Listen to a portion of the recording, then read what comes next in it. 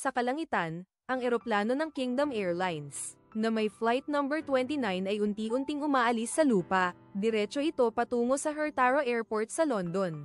Ang mga pasahero sa flight ay sabik at umaasa sa isang kapanapanabik na paglalakbay sa hinaharap, ngunit hindi nila alam na ang paglalakbay na ito ay magiging isang sakuna, ang pinakakakilabot na naranasan nila.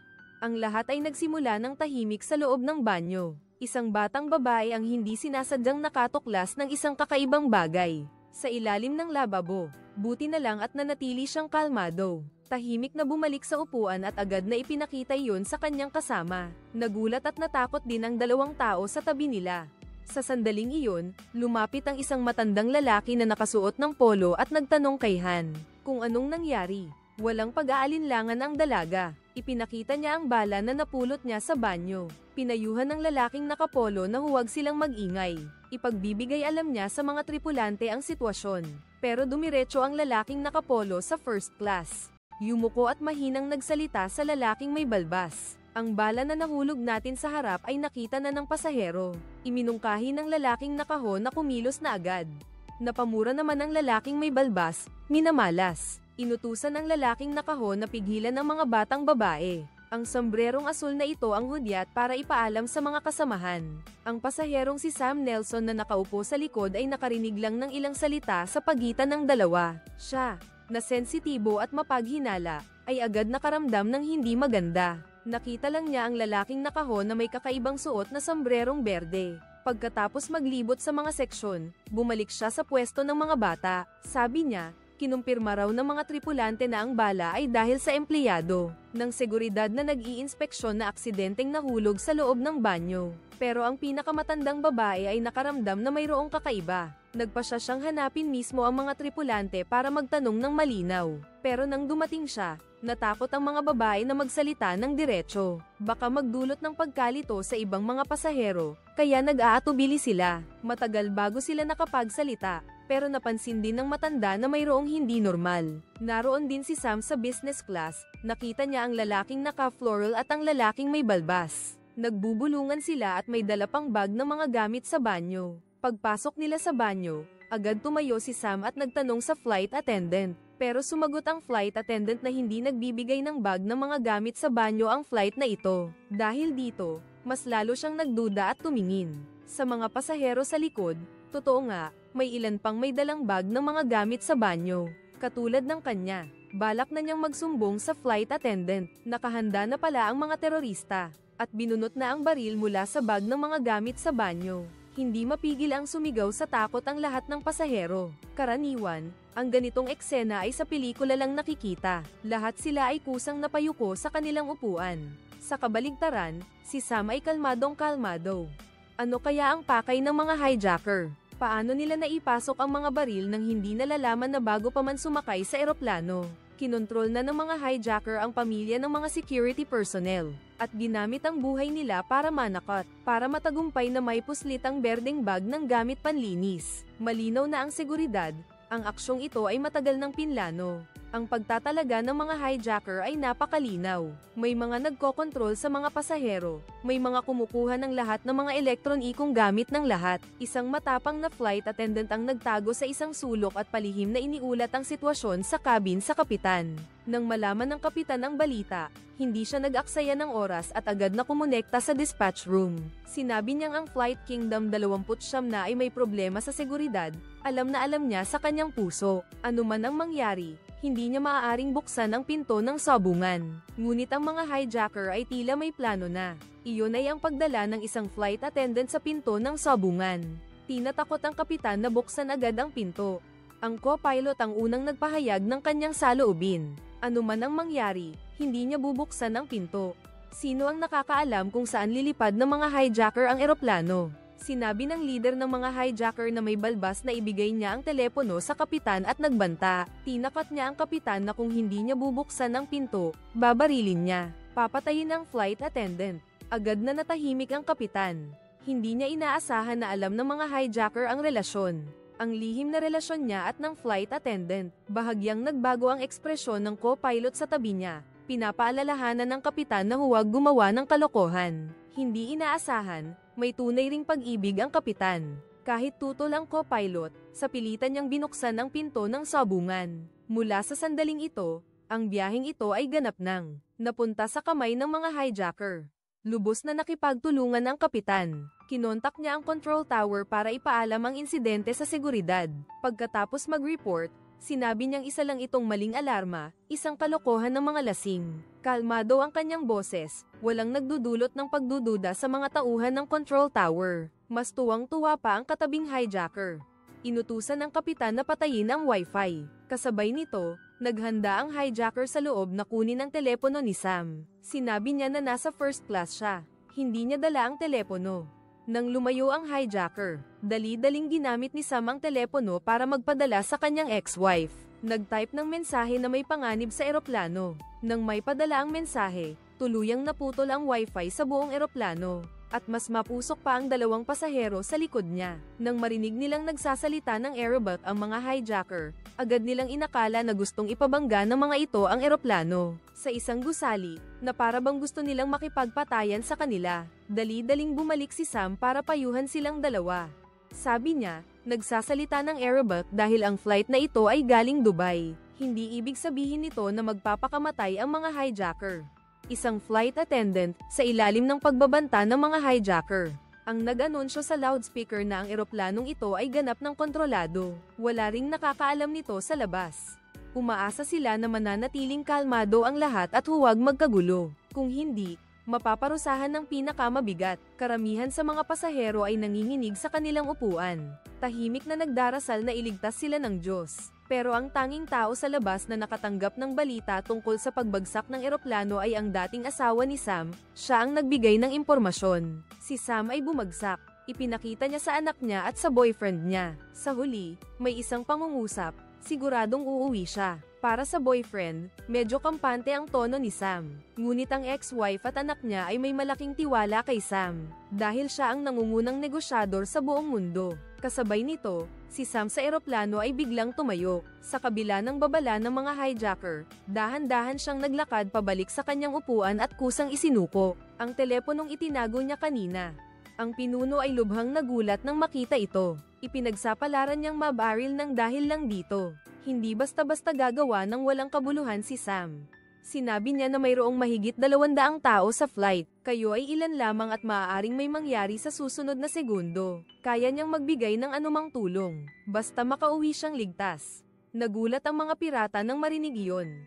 Bakit may pasaherong kusang tutulong? Kinuha ng pirata ang pasaporte niya para suriin. Walang nakitang kakaiba. Dagdag pa ni Sam. Kanina, nagmamadaling lumapit sa akin ang lalaking naka-Amerikana. Malinaw na may pinag-uusapan sila tungkol sa hindi inaasahang pangyayari, na siyang dahilan kung bakit kailangan ninyong madaliin ang plano ninyo. Mahigit 5 oras pa bago makarating ang flight na ito sa destinasyon. Sino ang nakakaalam kung anong mga insidente pa ang maaaring mangyari sa pagitan? Para patunayan ang sinabi niya, 2 pasahero sa pinakahuling hanay ng upuan, ay sapilitang tinanggal ang mga cable ng kuryente sa upuan at isiniksik ang bola ng golf sa medyas bilang sandata. Nang dumaan ang isang hijacker, sabay silang gumamit ng lakas. Sa isang iglap, nahulog ang baril ng hijacker. Ngunit nagdulot din ito ng pagkabahala sa mga hijacker. Sa first class, ang 2 bayani ay walang pag-aalinlangan na kinontrol. Ang baril lang na nahulog ay hindi alam kung saan napunta. Si Sam, na may matalas na mata, ay mabilis na yumuko para kunin ang baril sa ilalim ng upuan at itinutok ito sa pinuno ng mga hijacker. Pero ang nakakagulat, ibinalik niya ang baril. Ang aksyon niyang ito ay tiyak na nagpaluwag sa pagbabantay ng mga hijacker. Si Sam mismo ay bumalik sa kanyang upuan. Wala nang nakaharang sa kanya. 2 bayani na lang ang nagdusa. Binitay at binugbog sila ng mga hijacker. Si Sam, matapos makuha ang kaunting tiwala, ay nagsimula ng kumilos. Palihim niyang binigyan ng leader ng mga hijacker ng isang papel na nagpapaalala sa kanya na mag-ingat sa kapitan. Ipinaliwanag ni Sam na ang kapitan ay responsable lang sa pag-alis at paglapag. Ang paglipad sa ere ay automatiko. Kung mananatili ang kapitan sa sabungan, kaya niyang dalhin ang eroplano kahit saan. Hindi naniwala ang hijacker sa sinabi ni Sam, kaya personal siyang nagpunta para kumpirmahin sa kapitan. Matapos malaman na automatiko nga ang paglipad sa ere, agad niyang pinalabas ang kapitan sa sabungan. Iyon mismo ang gusto ni Sam. Nakita niyang kampante siya. Binuksan ang game console at aktibong humiling ng network connection mode. Ang kapitan sa upuan ay bahagyang gumalaw ang mga mata matapos na palihim na pindutin ang pindutan ng pagsang-ayon. Matagumpay na nagtatag ang dalawang tao ng isang espesyal na linya ng komunikasyon. Alam na hindi alam ng control center ang sitwasyon sa loob ng eroplano. Si Sam ay agad na nanlamig ang kalooban, ang dahilan kung bakit nagpanggap siyang nakikipagtulungan. Ang pagsisikap na makuha ang loob ng mga hijacker ay para lamang humanap ng paraan upang malutas ang sitwasyon. Sinabi sa kanya ng kapitan na dahil sa air traffic control ng Iraq, sa oras na iyon, may makikipag-ugnayan sa eroplano. Kung hindi sila makakatanggap ng sagot, magpapadala sila ng puwersa ng himpapawid. Nagliwanag ang mga mata ni Sam, pakiramdam niya na ito ay isang magandang pagkakataon. Hindi nagtagal, sa control room, umalingaw-ngaw ang kahilingan na makipag-ugnayan. Ngayon ay nasa airspace na sila ng Iraq, hinihiling nilang makausap ang kapitan. Agad na tumayo si Sam at pinaalalahanan ang mga hijacker na sumagot kaagad. Kung hindi, susundan sila ng mga fighter plane. Medyo nataranta ang pinuno ng mga hijacker. Paano kung sumugal ang kapitan at magsumbong? Patuloy namang nag-uudyok si Sam, na kung hindi raw sasagot, lahat tayo ay mamamatay. Wala na raw tayong ibang pagpipilian, kaya't napilitan ang mga pirata na ilabas ang kapitan. Pagkabalik niya sa sabungan, nakumpleto niya ang pagpapatunay ng pagkakakilanlan. Nang maayos at sa ilalim ng pananakot ng mga pirata, sinabi niyang ligtas ang eroplano. Ang mga pirata sa himpapawid, pati na ang commander sa lupa, ay nakahinga ng maluwag. Isa sa kanila, ang dispatcher. Medyo responsable siya, at matagal na niyang nararamdaman na may problema sa ulat ng kapitan. Dati raw may panganib, ngayon naman ayos lang. May nagpipilit kaya sa kanyang magsinungaling. Kaya agad siyang tumakbo sa departamento ng seguridad. Humingi siya na makita ang CCTV bago umalis ang eroplano. Paulit-ulit niyang pinanood hanggang sa napansin niya ang isang kakaiba. Isang security personnel na nagngangalang Bonnie, pagkatapos tumanggap ng tawag, ay nagmadaling umalis sa kanyang trabaho. Sabi ng kanyang superior, masama raw ang pakiramdam niya kaya nagpaalam ng maaga. Dahil dito, lalo siyang nakaramdam ng hindi maganda. Nagpasya siyang puntahan mismo si Bonnie sa bahay para alamin ang nangyayari. Pero pagdating niya, nakita lang niya ang mga janitor na naglilinis ng sahig. Nalaman niya na si Bonnie ay nasa loob ng banyo sa dulo ng second floor. Nagduda siya kaya bumalik siya para tingnan at nakita niya si Bonnie at ang asawa niya na nakahandusay sa sahig, balot ng dugo, at ang janitor na iyon ay biglang lumitaw sa likuran niya. Kasabay nito, biglang napansin ng dispatch center na ang flight path ng ang Kingdom 29 na ay nagpakita na naman ng badigri na paglihis. Ang sitwasyong ito pagkatapos ng September 11 ay hindi dapat mangyari. Kaya pala ito ang paraan na napag-usapan ni Sam at ng kapitan, na samantalahin ang pagsagot sa tanong ng kontrol. Palihim na inilihis ng kapitan ng 3 degree ang ruta ng lipad, nagpapadala siya ng malinaw na senyales sa flight control center na nagkakaproblema siya sa paglipad. Akala niya na ang susunod na mangyayari ay maghihintay na lang siya ng tulong. Parang may gustong sabihin ang matandang lalaki na nakaupo sa likod. Pero agad siyang pinigilan ng kanyang asawa sa tabi. Napansin ni Sam ang babaeng pasahero sa tabi niya. Agad niyang nalaman ang gustong sabihin ng matanda. Pakiramdam niya, peke ang mga baril ng mga pirata. Biglang nagliwanag ang mata ng pasaherong si Hugo sa tabi niya. 5 lang daw ang mga pirata. Pakiramdam ni Sam, hindi siya pwedeng basta-basta kumilos. Paano kung mali ang hula ng matanda? Agad na nagpatulong si Hugo sa babaeng pasahero sa tabi niya. Tinanong niya kung paano nito nahulaan kung totoo o peke ang baril. Lumalabas na naglingkod pala ito sa militar sa loob ng 30 taon. Agad na sinenyasan siya ng asawa nito na huwag nang magsalita pa. Dahil sa pagtatalo nilang dalawa, nakuha nito ang atensyon ng mga pirata. Agad na nagdahilan si Sam para tulungan ang matanda. Sinabi niyang naaalala nito ang kanyang apo. Tumango ang pirata at hindi na nagtanong pa pagkaalis ng kausap. Nagpatuloy sa pagpapaliwanag ang matanda. Marami na raw siyang inas-ikasong-kaso ng pagdukot ng mga pirata. Bihira raw silang gumamit ng totoong bala. Ang madalas daw nilang gamitin ay blankong bala. Walang ulo ng bala, kaya tunog lang ang nililikha nito. Pero hindi nakakasakit. Naisip ni Hugo na may punto ang sinabi niya. Noong nagkaroon ng komosayon kanina, bumaril ang isang pirata. Malakas man ang tunog, walang nasaktang AI. Pakiramdam ni Sam, base lang sa karanasan ang hinala ng matanda. Kung magkamali siya, pwede niyang ikamatay ng lahat ng pasahero. May isang bagay pa na hindi sinasabi si Sam. Ang totoo, palihim pa rin siyang nakikipag-ugnayan sa command center. Pero hindi alam ni Hugo ang contingency plan ni Sam. Akala niya kailangan niyang linawin kung totoo o hindi ang baril ng mga hijacker. Mabilis siyang nakaisip ng paraan. Una niyang tinawag ang babaeng hijacker na pinakamalapit sa kanya. Sinabi niyang hindi siya maganda ang pakiramdam at nasusuka siya, kaya kailangan niyang pumunta sa banyo sandali. Pagkaalis ng babaeng hijacker sa paningin niya, dali-dali siyang kumuha ng papel at panulat at sumulat ng ilang linya. Pagkatapos niyang piliting samuka, saka siya umungol. Pagkaalis sa banyo, itinapon ang papel sa kubeta kung saan naganap ang barilan. Kanina kong titingnan ng mga hijacker ang inidoro para kumpirmahin. Hindi nagsisinungaling si Hugo, pero binaliwala niya ang papel sa sahig. Nagtinginan ng mga pasahero sa komportableng seksyon, at sa huli, ang babaeng nakasuot ng salamin ang lumapit. Gamit ang kanyang paa, kinuha niya ang papel at palihim itong binuksan. Nakasaad doon ang 2 linya, hanapin ang bala sa sahig. Kung wala, pakisindi ang ilaw sa pagbabasa. Ginagamit ni Hugo ang paraang ito para kumpirmahin kung gumagamit ng blankong bala ang mga pirata. Sa tingin ni Sam, masyadong mapanganib ang ginagawa niya. Sa sandaling iyon, tumunog ang tanong mula sa control tower. Ang ground control. Hindi nag-aksaya ng oras ang pinuno ng mga hijacker. Dali-dali niyang hinayla ang kapitan pabalik sa upuan ng piloto. Napansin pala ng kalaban na lumihis na ang eroplano sa ruta nito, at nagtatanong tungkol sa dahilan. Ayon sa protocol, ipinaliwanag ng kapitan na para labanan ang hangin, na siya ay magtatama na ng ruta pabalik sa tamang direksyon. Binabantayan ng pinuno ng mga hijacker ang lahat mula sa likuran. Bamantong hininga ng mahina, pero agad namang may tauhang lumapit. Nag-uulat na may pasaherong gustong kunin ang bag sa bagahe. Lumabas na isang matandang lalaki sa komportableng seksyon ang kailangang mag-inject ng insulin. Ang kanyang anak ay humihingi ng pahintulot na umalis sa kanyang upuan. Ngunit ang itim na terorista ay nakatanggap ng utos. Hindi pinapayagan ng sinumang pasahero na makipag-ugnayan sa bag. Pagkatapos ng kaguluhan, ang babaeng nakasuot ng salamin sa katabing seksyon. Sa wakas ay nakuha ang pagkakataon na lihim na yumuko at nagsimulang maghanap. Ang bala ay pinaputok na kanina, pero nang hanapin ng babaeng nakasalamin ang huling hanay ng upuan. Sa kasamaang palad ay nakita pa rin siya ng terorista. Buti na lang mabilis ang reaksyon ng babaeng nakasalamin. Nagsinungaling siya na nahulog ang kanyang salamin. Medyo nagalit ang babaeng terorista. Sumigaw siya ng galit. Sino mang hindi sumunod sa patakaran ay kakain ng bala. Gayunpaman, ang babaeng nakasalamin ay matagumpay na nakabalik sa kanyang upuan. Agad niyang binuksan ang ilaw para magbasa.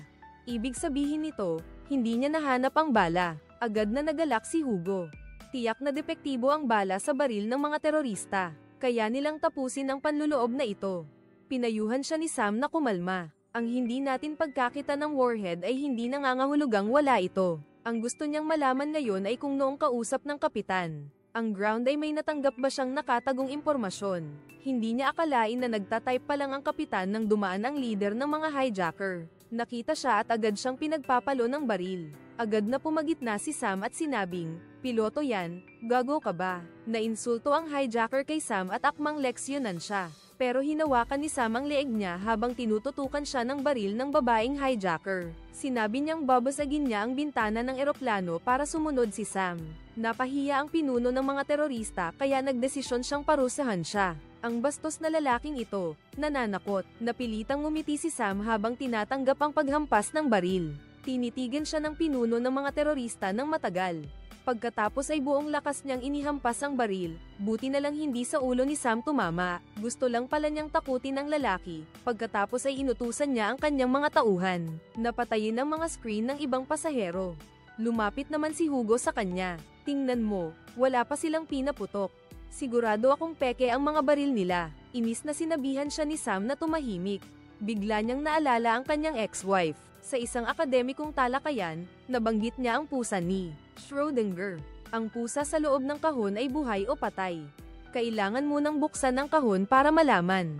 Kaya nagdesisyon si Sam na siya mismo ang susuriin kung totoo o hindi ang baril ng mga hijacker. Buti na lang, nagbigay ng importanteng impormasyon ang flight attendant na si Arthur, bago pa man mangyari ang hijacking. May isang batang babae na nakapulot ng isang bala. Sayang at kinuha ito ng mga hijacker. Pinakiusapan ni Sam ang matandang veterano na isa-isang iguhit ang disenyo ng bala. Matapos makuha ng matagumpay ang mga guhit, ng ordinaryo at ng sumabog, sinimulan ni Sam na magbigay ng mga gawain sa lahat, at hindi binaygo ng Ground Control Center ang pagsisikap ni Sam. Kinumpirma ng dispatch officer na si Alice na ang Flight Kingdom 29 na ay tiyak na. Nagkaroon ng problema dahil ang kapitan na si Robin ay may higit sa 20 taong karanasan sa paglipad. Hindi talaga magkakaroon ng pagkakamali sa ruta ng paglipad, kaya agad siyang tumawag sa ahente ng investigasyon. Ang ahente ng federal, ang pangalan niya ay Hera, ay nakatanggap ng mensahe mula kay Sam. Kaya tumawag siya sa dispatch center para itanong kung ligtas ang flight. Pagkatapos niyang makumpirma na may problema, nagmadali siyang pumunta sa counter-terrorism unit. Iniulat niya na ang eroplanong papuntang London ay binabantaan ng mga terorista. Walang sino man ang nagpabeya. Wala pang kalahating oras, lahat ng mga responsable sa seguridad ay nagtipon sa conference room. Kumonekta rin sila sa dispatch officer, na si Alice sa command center. Ilang minuto lang ang nakalipas, kumonekta ulit sila sa Kingdom 29. Pinapaalalahanan ng piloto na lumihis na ng 3 degree sa ruta. Pero matapos magbago ng direksyon ang kapitan, hindi bumalik sa orihinal na ruta. Sa halip, lumihis pa ito ng 3 degree sa kabaligtaran na direksyon, parang letrang Z. Si Alice, na matagal nang nagtatrabaho sa command center, ay nagpaalala sa lahat na mayroon ng isang insidente noon kung saan gumamit ang piloto ng Z-pattern sa ruta para ipaalam sa command center na may nangyaring hijacking. Napabuntong hininga ang lahat ng naroon. Halos sigurado na ngayon na ang Kin 29 na ay na-hijack. Ito ay maaaring magdulot ng isang pandaigdigang trahedya, kaya agad na itaas ang antas ng panganib sa pinakamataas, at ang mga tiyak na plano sa pagtugon ay ilalabas din. Pagkatapos ng 30 minuto, natanggap ng sentro ng seguridad ang listahan ng mga pasahero ng Flight 29. Isa sa kanila, ang lalaking nagngangalang Collins, ang nakaakit ng atensyon ng lahat. Ang taong ito ay may criminal record dahil sa pagsasabuatan para pumatay at 2 kaso ng armadong pagnanakaw. Kakalaya lang 3 linggo na ang nakalipas.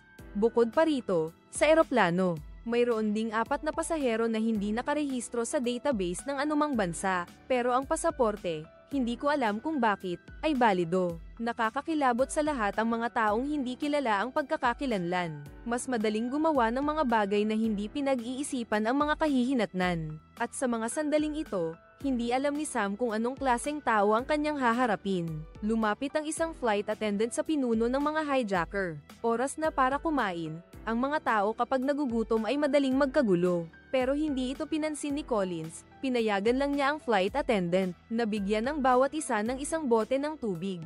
Si Sam sa tabi ay lihim na nakahinga ng maluwag.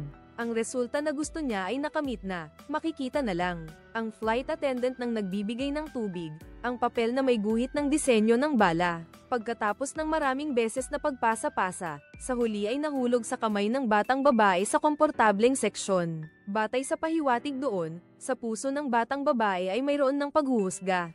Agad na binuksan ang ilaw sa pagbabasa, na kumakatawan sa bala na pamalya. Dahil sa malaking implikasyon, ang flight attendant na si Arthur ay espesyal na tumakbo para kumpirmahin. Ang mga babaeng nakakita sa bala ay tumango lahat para kumpirmahin na tama. Ang nakakaganyak na impormasyong ito ay mabilis na nakarating kay Sam. Kung blunt ka ang bala ng mga pirata, wala na siyang dapat ikabahala. Pero para makasiguro, naramdaman ni Sam na dapat pa rin siyang humanap ng isang pirata, para unahan sila pagkatapos makumpirma na hindi talaga gumagana ang baril. Bago pa man tipunin ang lahat para kumilos, ang matandang lalaki na nakasuot ng Hawaiian shirt, siguradong siya ang pinakamagandang target sa pagkakataong ito, pati langit tumutulong sa kanila. Ang anak ng pasyenteng may diabetes sa komportableng seksyon, biglang tumayo para kunin ang gamot para sa kanyang ama, galit na pinigilan ng piratang itim. Ang kaguluhan sa loob ng seksyon ng pasahero ay mabilis na nakakuha ng atensyon ng ibang mga pirata. Naramdaman ni Sam na ito ay isang magandang pagkakataon. Kaya palihim siyang tumayo at umalis sa kanyang upuan papunta sa kompartamento kung saan naghihintay ang teroristang nakahaway. Nang dumaan ang kalaban sa pinto ng kompartamento, direkta niyang kinuha ang tray ng pagkain at malakas na hinampes. Bagamat nagtagumpay na matamba ang baril ng kalaban, mayroon pa ring kaunting kakayahan ang teroristang ito. Sa gitna ng laban, unti-unti niyang nabawi ang kalamangan at sinamantala ang pagkakataon. Napulutin ang baril. May isang pasaherong balak tumulong. Nang makita ang baril, tumalikod agad at tumakbo palayo sa lugar. Si Sam lang ang kalmadong nakatayo. Kung may bayag ka, bumaril ka. Ngunit sa tunog ng malalim na putok, isang pasahero ang agad na bumagsak sa isang tumpok ng dugo. Lumabas na kalahati lang ang tama ni Sam. Karamihan sa mga hijacker ay gumagamit nga ng blankong bala. Ngunit para makasiguro, nagdala pa rin sila ng ilang totoong bala. Nang makita ang sitwasyon sa loob ng cabin na lalong lumalala, ang leader ng hijacker na si Collins, para sugpuin ang sitwasyon, ay napilitang bumaril at pumatay ng tao. Pagkatapos, tinawag niya ang flight attendant na si Arthur para magsalita sa pamamagitan ng loudspeaker. Paalala sa mga pasahero, bumalik sa upuan ninyo sa loob ng 10 segundo. Kung hindi, papatay pa siya ng isa. Nagpapanik ang mga tao. Nagmamadali silang bumalik sa kani-kanilang upuan. Isang nanay lang ang namumutla, dahil nawala ang anak niya sa gitna ng kaguluhan kanina. Buti na lang sa huling segundo ng countdown, natagpuan ng flight attendant ang batang nawawala. Isang posibleng gulo ang nawala ng walang bakas. Agad na bumuo ang organisasyon ng gobyerno sa ilalim ng lupa ng command center para sa emergency response at ang ministro ng ugnayang panlabas mismo ang gaganap bilang pangkalahatang commander. Hanggang ngayon, hindi pa nagpapadala ng anumang impormasyon ang mga hijacker. Hindi pa malinaw ang layunin ng mga hijackers.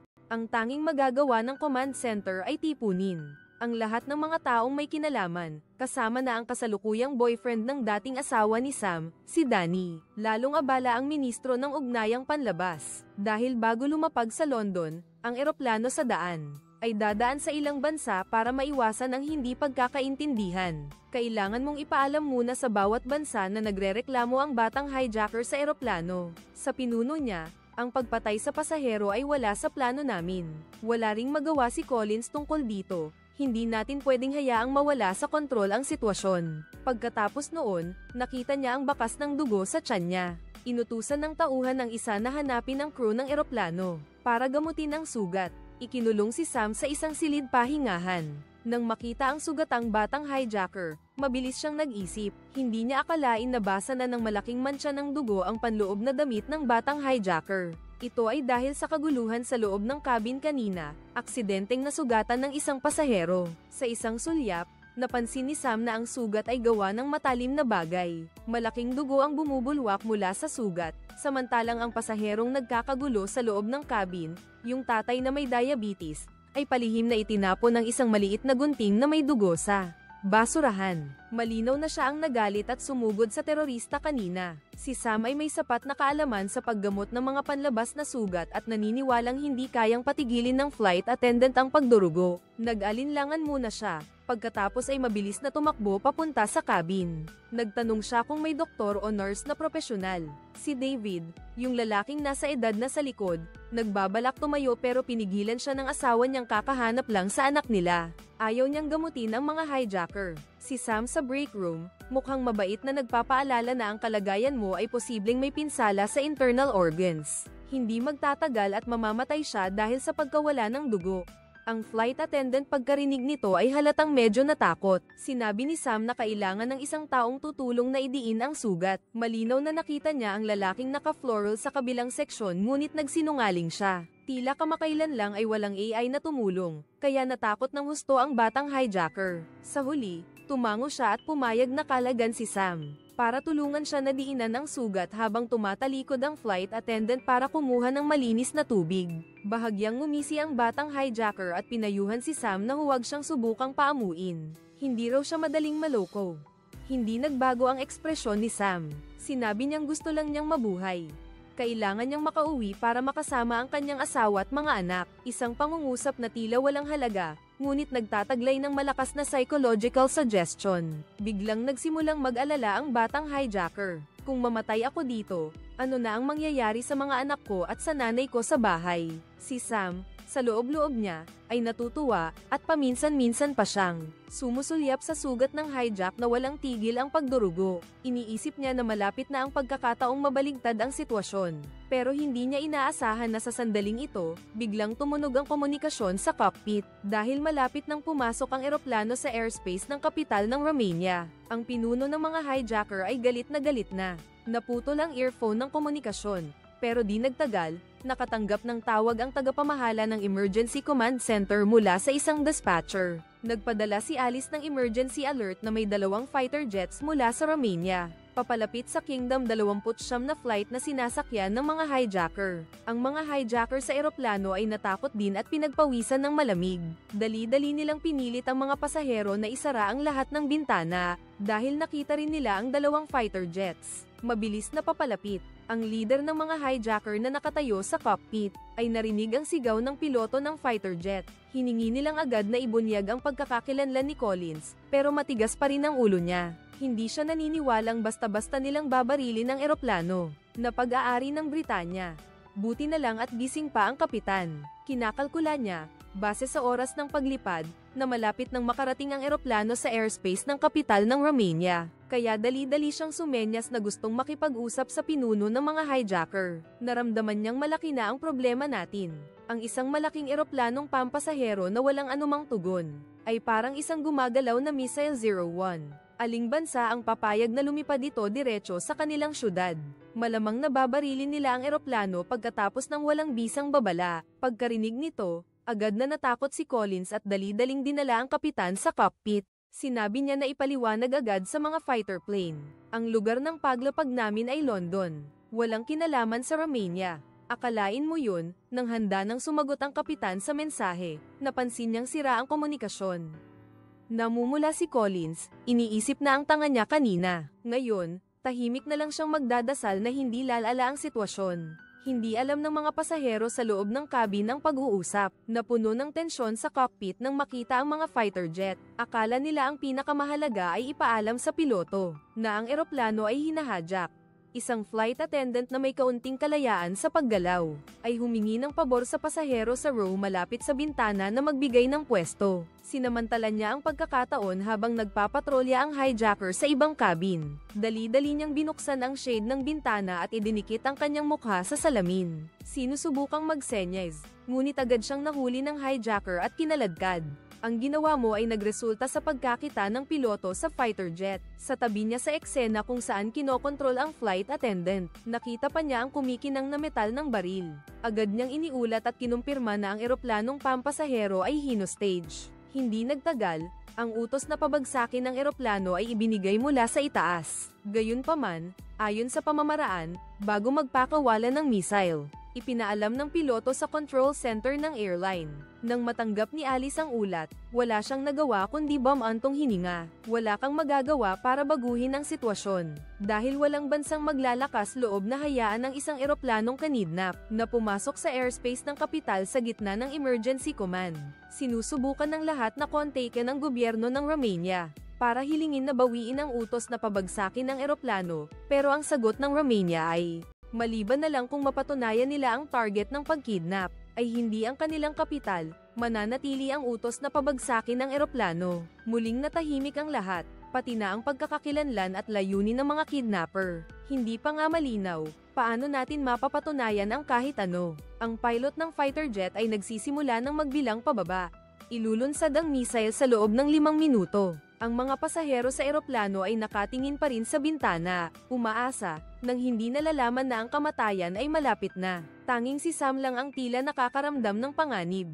Tinitingnan niya ang batang hijacker na lalong humihina. Sa isang nakakaakit na boses, tinanong niya kung gusto nitong sabihin ang huling habilin sa kanyang ina. Ang batang hijacker ay parang nakakita ng marupok na salbabida. Itinuro ang bulsa ng kanyang damit at sinabing naroon ang telepono. Natuwa si Sam at dali-daling kinuha ang telepono. Binuksan niya ang wireless network at nagpanggap. Tumawag sa numero ng telepono ng ina ng hijacker. Ang totoo, tumatawag siya sa voicemail ng kanyang dating asawa. Binasa niya ng malakas ang numero ng telepono para kumpirmahin at sumenyas na nakakonekta na. Mahinang kinuha ng hijacker ang telepono at nagsimulang maglabas ng kanyang saloobin. Nag-iwan ng mensahe para sa kanyang mahal na ina. Pinanood ni Sam ang tagpo na iyon na may halong emosyon. Kung hindi lang para iligtas ang sarili ko at ang lahat, hindi ko gugustuhing magsinungaling sa isang taong malapit ng mamatay. Iniisip pa rin ng kanyang ina sa ilalim ng lupa. Agad na nakatanggap ng voice message ang dating asawa ni Sam. Narinig niya ang boses ni Sam sa simula ng recording. Sadyang binasa ang isang serye ng numero ng telepono. Agad niyang ipinasa ang impormasyong ito kay Danny. Sa karanasan ni Danny bilang isang ahente, agad niyang naintindihan na ito ay mahalagang impormasyon na sadyang inilabas ni Sam.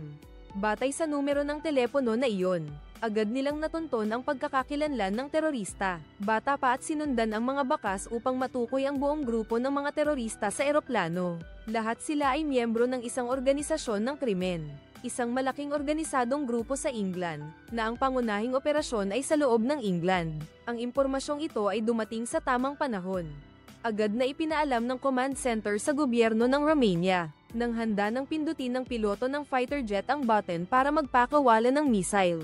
Ang utos na itigil ang putukan ay ipinadala. Agad na nagbago ng direksyon ang dalawang fighter jet at nawala. Tumingin ang lahat sa command center sa radar screen. Sabay-sabay silang nakahinga ng maluwag. Sa eroplano, gumaan din ang pakiramdam ni Sam. Ngayon, gusto niyang subukang iligtas ang buhay ng hijacker. Sumigaw ng malakas ang binata papunta sa kompartamento ng mga pasahero. Humihingi ng tulong ng doktor. Sa pagkakataong ito, hindi na makapagpigil si Dr. David. Sa kabila ng pagtutol ng kanyang asawa, nagpumilit siyang tumayo at sinabing kaya niyang magligtas ng buhay. Pagkatapos ng mabilisang pagsusuri, sinabi ni Dr. David na nasira ang dibdib ng hijacker, na nagdudulot ng hirap sa paghinga, at kailangang gumawa ng pansamantalang daanan ng hangin.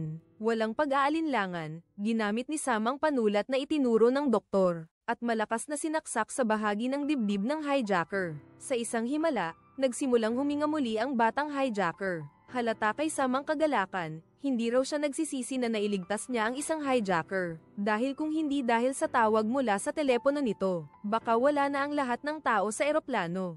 Kasabay nito, ang ministro ng interior sa lupa, matapos ang isang tensyonadong pagpupulong, nakatanggap ng isang misteryosong pakete. Sa loob ay isang liham. Pagkatapos basahin ang nilalaman, namutla ang kanyang mukha. Agad niyang hiniling sa kanyang katuwang na kontakin agad ang taong namamahala sa emergency command center, si Sam. Matapos iligtas ang batang hijacker, muli na namang pinabalik ni Collins si Sam sa kanyang upuan bago umalis. Narinig niya. Sinabi ng sugatan kay Collins na tinawagan ko na ang nanay ko. Pagdaan sa pahingahan, humingi si Sam ng isang bote ng tubig sa co-pilot at hindi sinasadya. Nakita niya ang nameplate niya, na may larawan ng bandila ng Hungary. Bahagyang nagbago ang ekspresyon ni Sam pagkatapos magpasalamat sa kanya, at dinala siya pabalik sa kanyang upuan ng babaeng hijacker. Nagtanong ang mga pasahero sa paligid niya tungkol sa sitwasyon. Hindi sumagot si Sam ng direkta, sa halip ay mabilis siyang gumuhit ng dalawang pulang at berdeng linya. Sa isang papel, kulay ng bandila ng Hungary, at bumulong siya sa babaeng pasahero sa tabi niya. Tapos bumulong ng may pinipigilang excitement, siguro, kaya nating tapusin ang hijacking na to. Naguguluhan ang lahat sa kanya.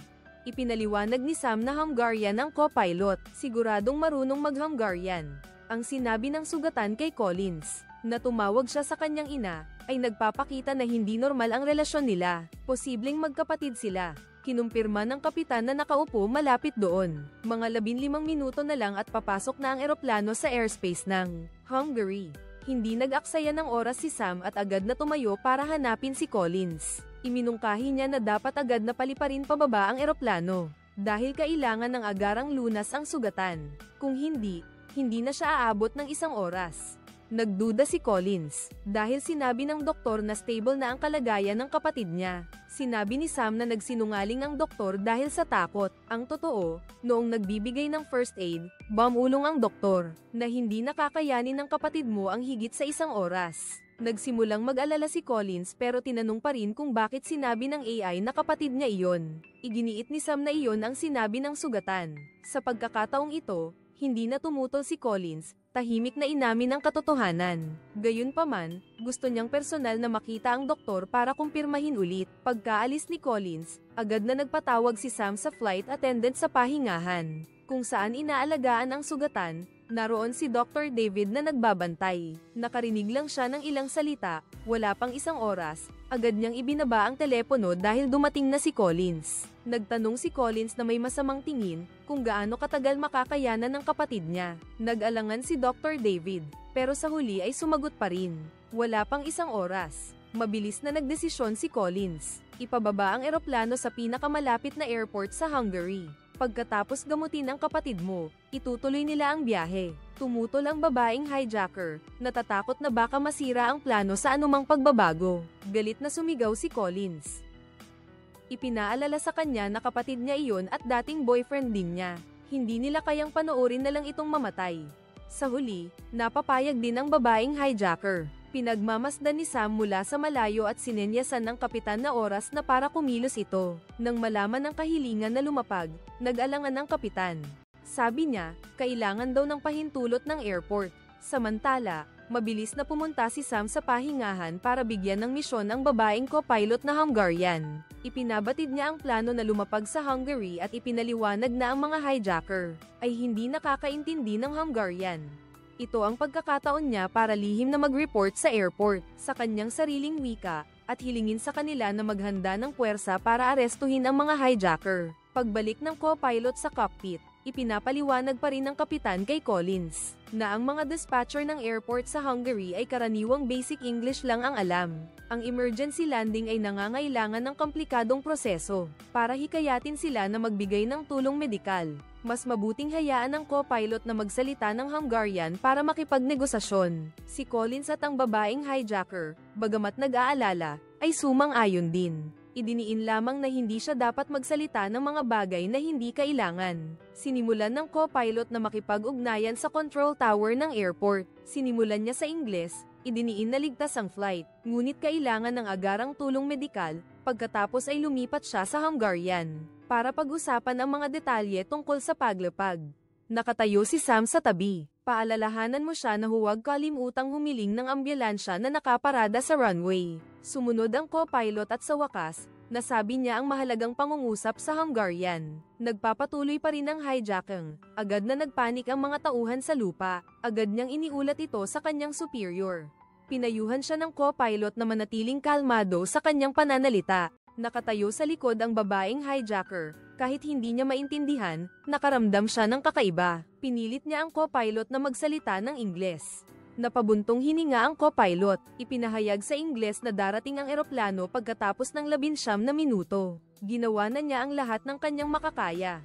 Kung magtatagumpay o hindi, nakasalalay na sa panig ng Hungary. Sa airport, nagkakagulo na ang sitwasyon. Buti na lang, mabilis ang naging reaksyon ng kanilang hukbong sandatahan. Ilang minuto lang, naroon na sila malapit sa runway. Matapos makatanggap ng senadoryas mula sa commander ng militar, formal na pinayagan ng mga tauhan ng Kingdom 29 na lumapag, sabay dagdag sa wikang Hungarian. Handa na ang hukbong sandatahan. Nakahinga ng maluwag ang co-pilot nang marinig iyon. Sinimulan ng pababain ang altitude ng eroplano. Samantala, sa emergency headquarters sa London, naroon na ang ministro ng panloob. Ang liham na misteryoso. Ang natanggap mo ay kahilingan mula sa organisasyon na nasa likod ng hijacking.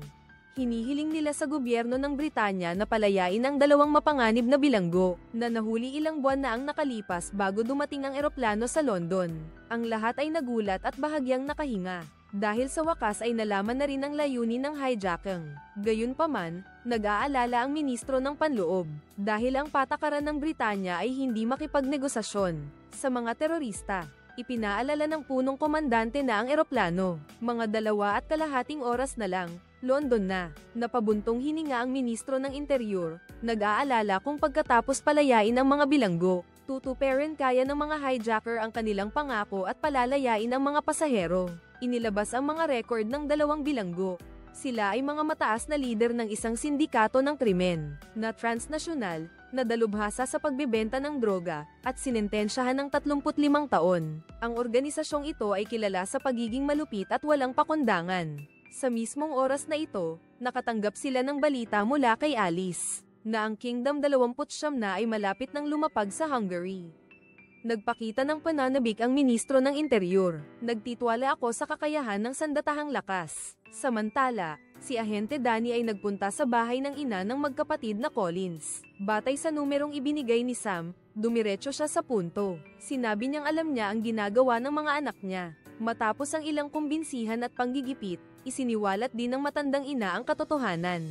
Ang magkapatid na Collins ay pinilit na sumali sa pag-hijack. Ang ama nila ay nagtrabaho para sa misteryosong organisasyon na ito sa loob ng 20 taon. Isang beses lang siyang sumuway sa utos, binaril na siya sa mismong bahay nila. Ngayon, ang dalawang magkapatid ay nagtatrabaho rin para sa kanila, para sa kaligtasan ng anak niya. Hindi siya nang ahas magbunyag ng anumang bagay na maaaring makahadlang sa plano nila. Nahirapan si Danny na kumuha pa ng impormasyon kaya pumayag siyang papasukin siya sa banyo para kumalma. Sa eroplano, binabantayan ng taong naka-Amerikana ang mga pasahero. Napansin niyang lumalapag na ang eroplano. Nataranta siya at tumakbo sa sabungan. Kinumpranta si Collins kung bakit niya ginagawa iyon, kung gusto ba niyang patayin silang lahat. Nang makitang desidido si Collins na lumapag, desperadong tumakbo ang taong naka-Amerikana sa pahingahan.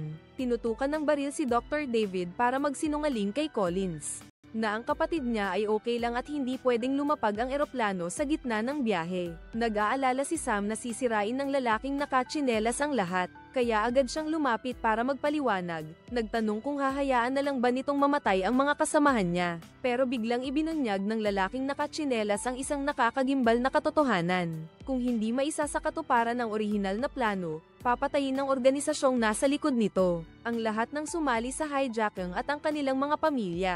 Kasama na ang pamilya ni Sam dahil naipadala na ang impormasyon ng kanyang pasaporte. Ang sugatang terorista sa sahig ay bahagyang tumango. Kinumpirma na ang kanyang ama ay biktima ng organisasyong ito. Si Sam ay natigilan, sa isang banda ay ang kanyang pamilya, sa kabilang banda ay ang buhay ng mahigit 200 pasahero. Anong pipiliin niya? Ang sandatahang lakas ng Hungary ay nagkubli sa likod ng ambulansya, handang kumilos. Tumunog ang anunsyo ng flight attendant na naghahanda ng lumapag.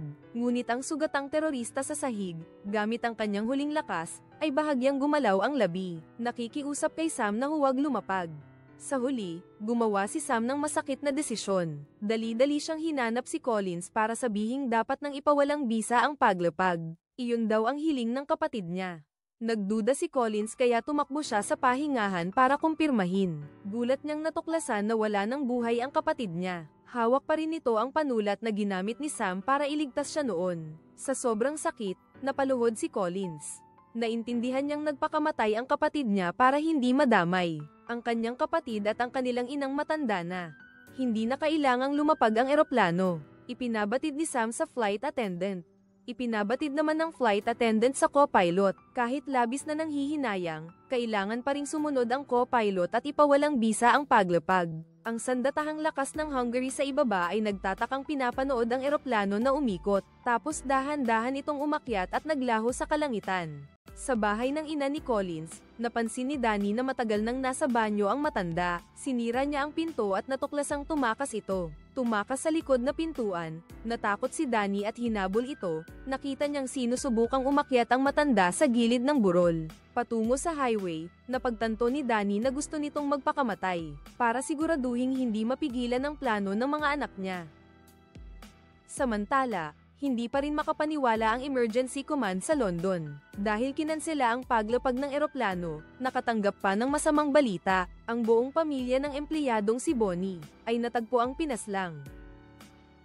Nakita ng kapitbahay niya na may kainahinalang tao na naglilibot, kaya tinawagan ng pulis. Natagpuan ng pulis ang bangkay ni Bonnie at ng kanyang asawa sa bahay niya. Malinaw na matapos takutin si Bonnie, para ipalusot ang mga armas sa eroplano, pinatay ng organisasyon ng krimen ang buong pamilya para walang makapagsalita. Kinikilabutan ng lahat kung maaasahan ba ang mga taong ganito kalupit. Pananggapwan na hindi sa isang malaking kulungan, 2 mapanganib na internasyonal na bilanggo ang inilabas. Hindi lamang sila binigyan ng telepono, binigyan pa sila ng kotse. Kalmado silang sumakay sa kotse at umalis. Hindi nakakalimutang mag-iwan ng banta. Nagbabala na huwag silang subaybayan o hadlangan. Kung hindi, magiging seryoso ang mga kahihinatnan. Naramdaman ng emergency command na wala silang magawa dahil sa kaligtasan ng mahigit 200 pasahero. Napilitan ng ministro ng panloob na sumang-ayon na palayain ang mga bilanggo. Kahit na pansamantala lamang ang planong ito, ang kanilang telepono at kotse ay may mga tracker. Palihim ding sinusundan sila ng pulisya. Ang plano ay hulihin sila kaagad pagkatapos lumipad ang eroplano. Ligtas na nakalapag, pero mabilis na nag-report si Danny na Kainahinala ang ruta ng dalawang kriminal. Papunta sila sa isang pribadong airport. Kung makasakay sila sa pribadong eroplano, magiging napakahirap ang pagdakip sa kanila. Agad na nag-utos ang hepe na ilagay ang lahat ng airport sa timog ng bansa, sa alert level. Mukhang alam na ito ng dalawang preso. Bigla silang huminto. Lumapit ang isa sa sasakyan ni Danny, at binigay sa kanya ang teleponong ibinigay sa kulungan. Binabalaan si Danny na huwag na silang subaybayan, at magbabayad siya kung hindi siya makikinig. Sa Flight 29, nakatanggap si Collins ng isang mensahe. Sobrang tensyonado siya. Inutusan siya ng pinuno ng organisasyon na pumatay ng isa pa, at magpadala ng litrato bilang patunay. Nakita ni Sam ang hitsura ni Collins at ng babaeng hijacker habang nakaupo sa silya. May kutob siyang may nangyayaring masama. Palihim siyang tumayo. Pag-akyat ko sa unahan, nakita ko si Collins na balak saktan ng flight attendant, ang ex ni Collins na kapatid niya at ang babaeng hijacker. Ipinaliwanag nila na utos ito ng kanilang nakatataas, kaya kailangan nilang gawin. Hindi sila sinisi ni Sam, sa halip pinuri pa niya sila sa paggawa ng tama, dahil kung papatayin ang mga pasahero, mag-iiwan ito ng bakanteng upuan na magdudulot ng pagkalito. Nang makita ni Sam na kumalma na si Collins, iminungkahi niya na ang kailangan lang ng nakatataas sa kanya ay litrato ng patay. Di ba mayroon naman sa loob ng banyo? Doon lang naalala ni Collins na may napatay na pala siyang pasahero kanina. Tama nga, hindi na kailangang patayin pa ang flight attendant na nakaligtas. Pero si Sam, napilitang gawin ang hindi niya gusto. Ayusin ang posisyon ng bangkay sa loob ng banyo para sa mga hijacker. Kunan ng litrato at ipadala. Hindi nagtagal, tinawagan ng boss si Danny. Sabi niya, ito raw ang kapalit ng hindi pagsunod ni Danny. Nanginginig na binuksan ni Danny ang mensahe. Iyon ang litrato ng bangkay, ng pasahero sa eroplano. Ang unang reaksyon ni Danny ay itigil ang sasakyan at huwag nang sumunod. Natanggap din ng lahat sa command center ang litratong ito. Natigilan silang lahat sa kalupitan ng mga kriminal. Napagtanto ni Sam sa eroplano na lalong nagiging mapanganib ang sitwasyon. Ang litrato ng patay na tao ay isa lamang kasangkapan para makamit ng mga kriminal ang kanilang layunin. Maaaring maulit ito, ngunit isa lang ang patay sa eroplano. Posible kayang papatay pa talaga sila ng iba. Naniniwala ang kapitan na ang tanging paraan ay lumaban. Sumang-ayon si Sam, ngunit ang problema ay paano niya mapapakilos ang lahat. Humingi siya ng tulong kay Hugo na katabi niya para putulin ang tali gamit ang maliit na gunting na kinuha sa first aid kit. Ngunit masyadong mahigpit ang tali. Ang ingay na ginawa nito ay nakaagaw ng pansin ng terorista na malapit doon. Sinuri niya at nakita niyang parang buo pa ang tali. Naitago ng maayos ni Sam kaya pinaalalahanan lang niya si Hugo tungkol sa ballpen na nakasubo sa bibig nito at umalis. Nakahinga ng maluwag si Sam, putol na pala ang tali. Nakita niya ang bote ng gatas ng babaeng pasahero sa tabi niya. Nagkaroon ng ideya si Sam, ginamit niya ang ballpen para bilugan ang mga salita sa patalastas sa bote at ibinigay sa katabi niya. Ipinasa ang bote ng gatas hanggang sa mapunta sa lalaking flight attendant. Nabasa niya ang nakatagong mensahe sa loob ng bilog. Naghanda para sa malaking laban. Patuloy na inililipat ang mga bote ng gatas sa economy class. Nagsisimula ng umasa ang mga pasahero. 4 na lang ang mga hijacker. Sa mahigit 200 katao, kaya nilang talunin ang mga ito. Ang ilan ay nagsimulang maghanap ng mga bagay na maaaring gamitin bilang armas. Sa lupa, ang Emergency Command Center ay nahaharap sa malaking pressure. Kinumpirma ang impormasyon tungkol sa babaeng pasaherong pinatay. Nagsimula ng mag-alangan ang Commander-in-Chief. Iminungkahi na palayain ang 2 bilanggo, pero matatag ang paninindigan ng Ministro ng Interior. Hinihiling na ipagpaliban ang kanilang pag-alis hanggang sa lumapag ang eroplano. Tuwang-tuwa ang 2 preso dahil nakatakas sila. Samantala, ang mga pulis ay biglang napaharap sa matinding traffic. Galit na galit ang boss at tinawagan si Danny, minumura. Iniisip niya na ito ay pakana ng mga pulis para magpatagal. Sinubukan ni Danny na magpaliwanag, pero hindi siya pinaniwalaan ng boss at binyantaan siyang magbabayad siya. Pagkatapos, padalos-dalos siyang pumasok sa isang maliit na daan. Hinarang, wala sa mapa, at natatakpan ng mga puno. Ipinapakita ng GPS na huminto ang sasakyan ng ilang sandali, tapos nagpatuloy sa paggalaw nang lumabas ang sasakyan sa maliit na daan.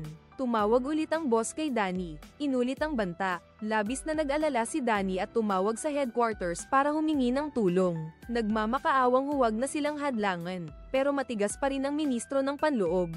Ayaw niyang hayaan ang dalawang mapanganib na kriminal na ito na makaalis ng bansa. Sa eroplano, napansin ni Sam na kakaiba ang kilos ni Collins. Palagi niyang tinitingnan ang bala sa baril niya, may papatayin na naman kaya siya. Ang bote ng gatas na may mensahe ng paglaban ay naipasa na sa halos lahat ng pasahero. Pero sa kasamaang palad, nang dumating ito sa babaeng nakasalamin sa dulo ng eroplano, siya ay nagpakita ng takot at hindi nang ahas na tanggapin ito, at nakita ng itim na hijacker ang bote. Inagaw niya ang bote ng gatas, binasa ang mensahe, at nagalit. Isang pasahero ang tatayo sana para umatake, pero pinigilan siya ng katabi niya. Nang ibigay ng babaeng hijacker ang bote ng gatas kay Collins, naalala niya agad na si Hugo ay may panulat. Galit na kinuha ni Collins ang telepono niya at pinilit si Hugo na basahin ng malakas ang nilalaman ng bagong natanggap na mensahe. Natakot si Hugo na sumunod sa bagong utos mula sa kanyang mga nakatataas. Magbigay ng isa pang litrato ng bangkay sa loob ng 5 minuto. Sumigaw si Collins sa mga pasahero, tinatanong kung bakit gusto nilang gumawa ng gulo sa ganitong oras. Biglang kinuha ni Sam ang panulat,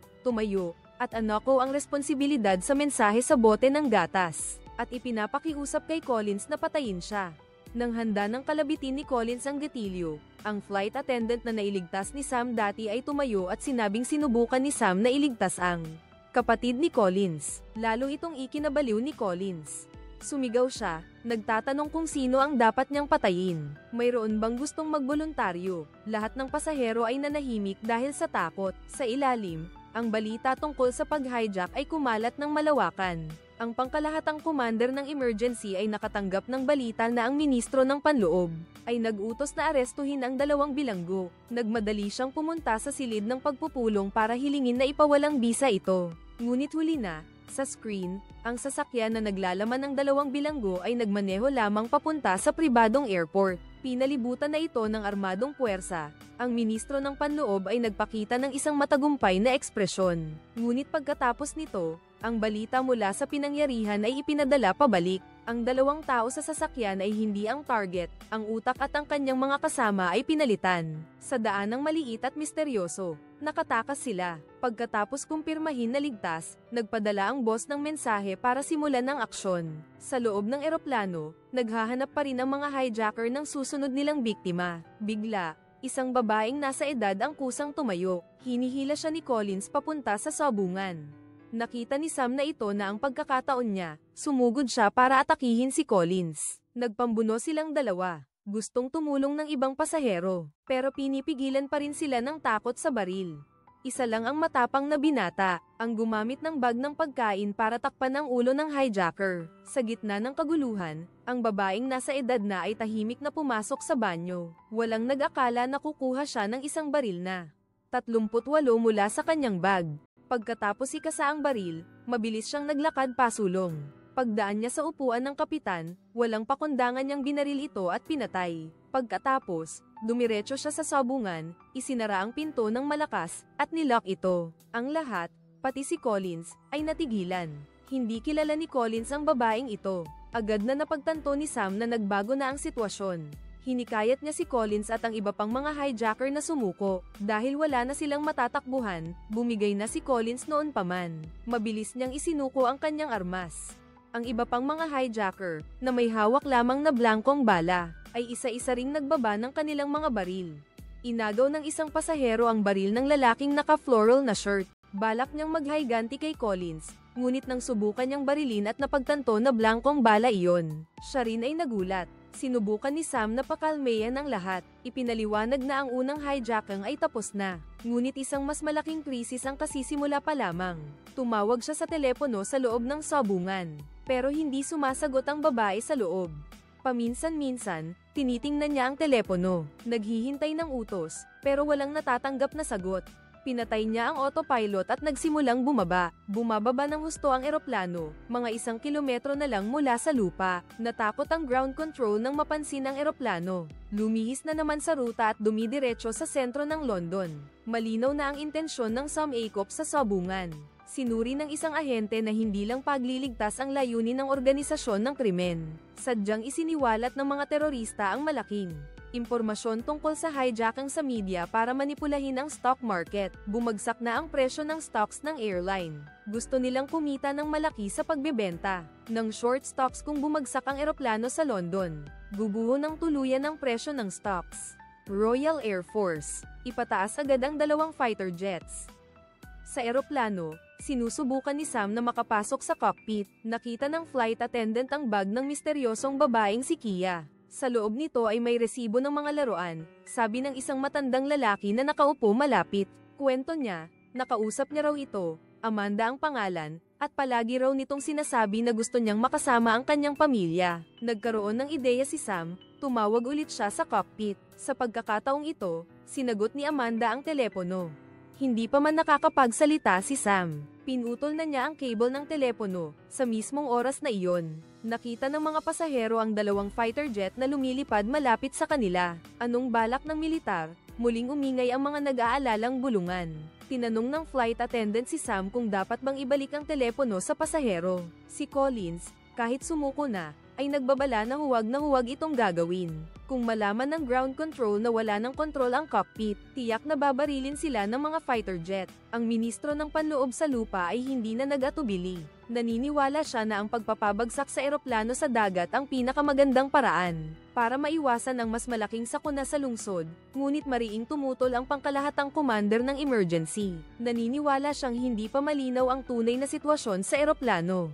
Hindi maaaring mag-utos na barilin si Alice, ang dispatcher. Paalala na malapit nang maubos ang gasolina ng eroplano. Dahil lumihis na ng ruta sa Hungary, biglang nakatanggap si Alice ng tawag mula kay Sam. Gusto niyang malaman ang intensyon ng fighter jet. Humingi si Alice na makausap ang kapitan.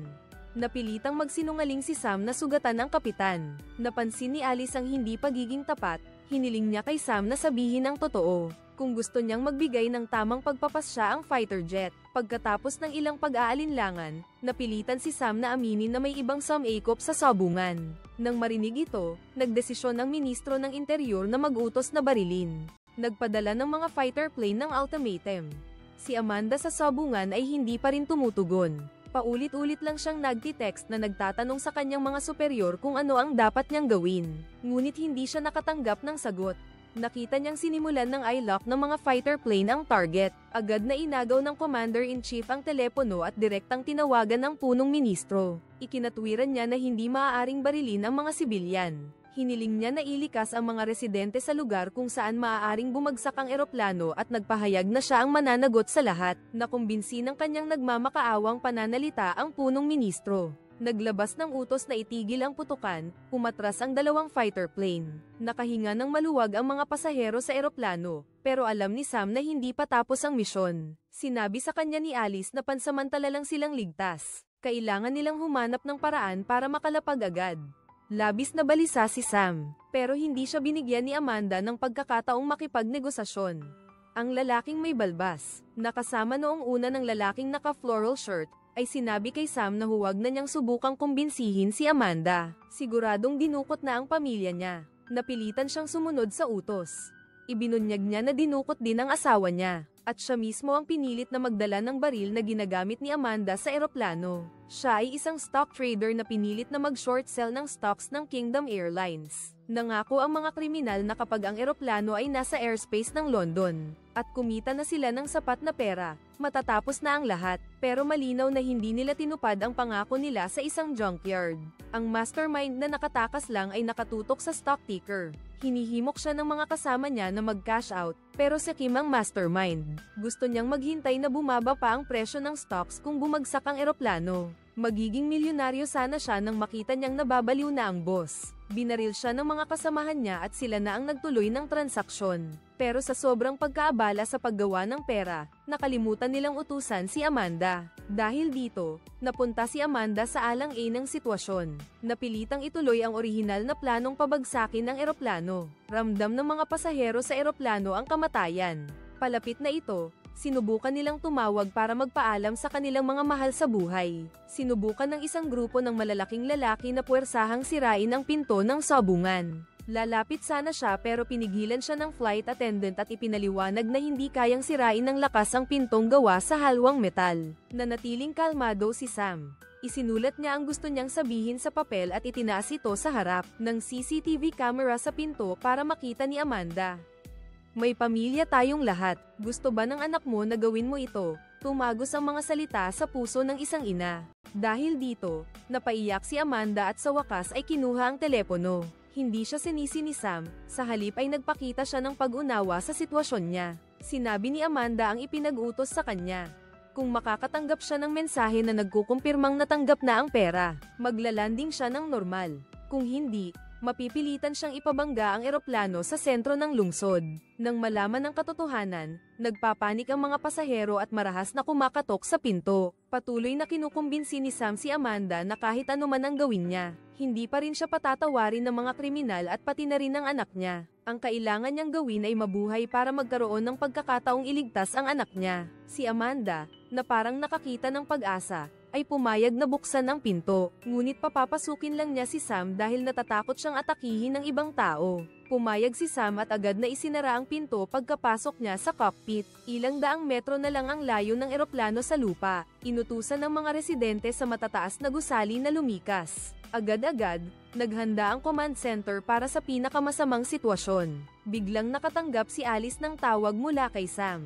Sobrang saya ng lahat nang malaman nilang nakapasok siya sa sabungan, pero ang problema ngayon ay paubos na ang gasolina. Kailangan ng mag-emergency landing. Ipinabatid ni Alice na may pribadong airport na 3 kilometro ang layo. Nagbigay ng kondisyon si Amanda na dapat patawarin siya ng gobyerno at mangako na ililigtas ang kanyang anak. Agad namang sumang-ayon ang ministro ng interior. Sa ilalim ng mahusay na paggabay ni Alice sa telepono, si Sam at Amanda ay nagtulungan para sa paghahanda sa paglapag ng emergency. Mga pasahero, higpitan ang sinturon. Ang lahat sa lupa ay nagpigil ng hininga, kasabay ng malakas na pagsabog at mga nagliliparang alipato. Dumausdos ang eroplano sa runway at huminto. Napakaraming bumbero ang sumugod. Buti na lang, hindi gaanong nasira ang katawan ng eroplano. Ligtas ang lahat ng pasahero. Nagdiwang ang lahat sa control center. Sumabog sa galet at ginhawa. Mabilis na dumating ang mga armadong puwersa. Nagsagawa ng inspeksyon at inaresto ang mga sangkot. Ang mga hijacker, kasama ang lalaking may balbas, ay nakaposas na. Si Collins, na bumaril at pumatay sa pasahero, alam niyang mahihirapan siyang makatakas kaya sinubukan niyang isama si Sam sa pagbagsak. Ngunit si Sam ay matalinong nakailag at sa huli ay nahuli rin. Si Sam Nelson, ang tahimik na bayani, ay nagligtas sa buong flight, huminga ng malalim ng sariwang hangin, at tahimik na bumaba ng eroplano patungo sa kanyang pamilyang naghihintay sa kanya.